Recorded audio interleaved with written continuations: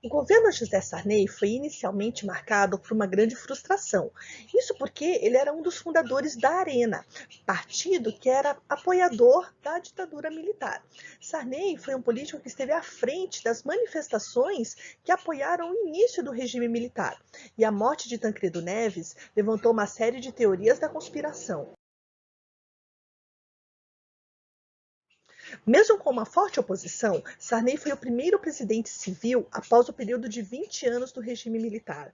E ele tinha a difícil tarefa de conciliar os diversos setores sociais, de fazer uma transição pacífica para a democracia e de recuperar a economia brasileira sem abrir mão dos privilégios das elites que o apoiavam.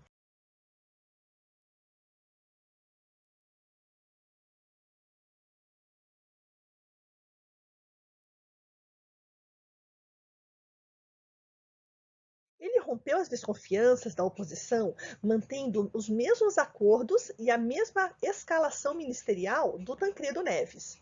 Para contornar a crise da economia, Sarney montou uma equipe econômica contrária à antiga política econômica do período militar, liderada pelo ministro da Economia Dilson Funaro. A nova equipe foi responsável pela criação, em 1986, do Plano Cruzado, mudando o nome da moeda de cruzeiro para cruzado e cortando os três últimos zeros, além de adotar políticas de controle dos salários e dos preços. O governo esperava conter esse desenfreado processo de inflação que assolava a economia brasileira. No primeiro instante, os objetivos foram atingidos, mas a inflação atingiu valores negativos e o consumo aumentou. Com isso, os fundos aplicados foram lançados na economia. O congelamento dos preços levou a um consumo desenfreado. Porém, alguns meses mais tarde, essa euforia de consumo levou o plano à falência.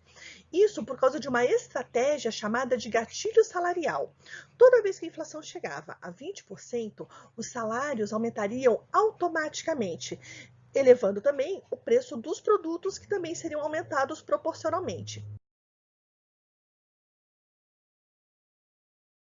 Isso trouxe problemas porque a estabilização forçada dos preços, ou seja, o congelamento, fez com que os produtores segurassem seus produtos aguardando o aumento. Isso fez com que bens de consumo desaparecessem das prateleiras dos mercados e das empresas. Muitos fornecedores passaram a cobrar ágil, ou seja, valor por fora para fornecer seus produtos. Para piorar, as reservas cambiais, ou seja, as reservas de dinheiro do país, foram empregadas para a obtenção de mercadorias essenciais e que desapareceram da economia nacional, como carne e leite. A conjugação da inflação em alta, o aumento do desemprego e a crise cambial provocou a substituição do ministro Funaro por Bresser Pereira, em 3 de maio de 1987. O Plano Bresser previa reduzir a inflação utilizando os pontos positivos do Plano Cruzado, que era o congelamento de preços por um prazo de 90 dias, mas sem o gatilho salarial. Após esse período inicial, os preços e salários poderiam subir mensalmente com um rígido controle. O grande objetivo era adotar uma política monetária e fiscal rigorosa, com a intenção de reduzir o déficit público e impedir o crescimento explosivo da demanda, como aconteceu durante os primeiros meses do Plano Cruzado.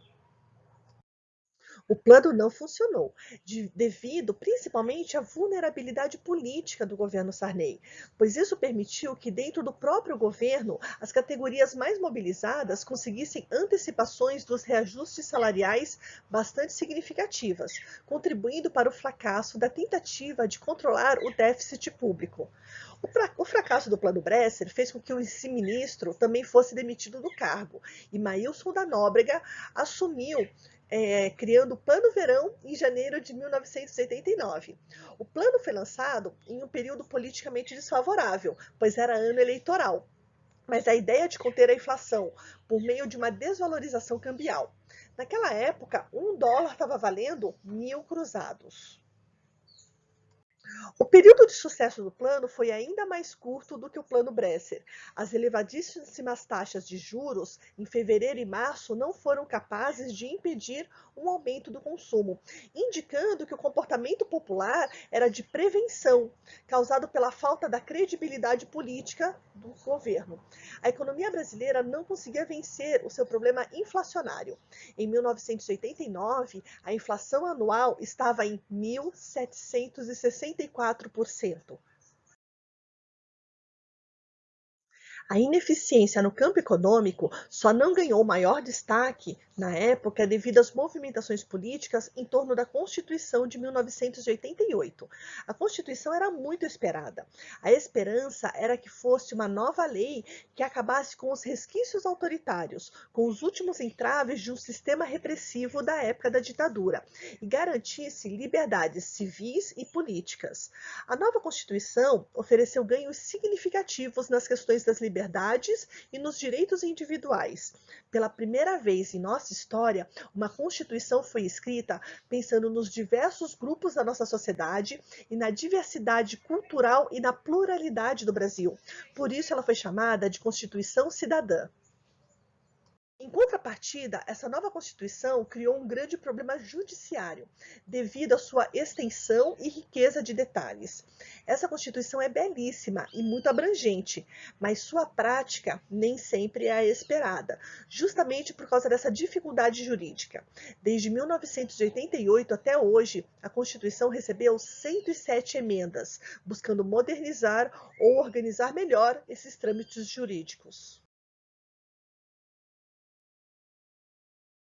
Mesmo com os problemas, a nova Constituição é elogiada nos meios jurídicos do mundo pela sua visão democrática e pelo respeito aos diversos grupos sociais. No ano de 1989, ocorreu a nova eleição presidencial, a primeira eleição direta após o regime militar, inaugurando o período da nova República, com a eleição de Fernando Collor de Mello. Mas isso é um assunto para o próximo vídeo.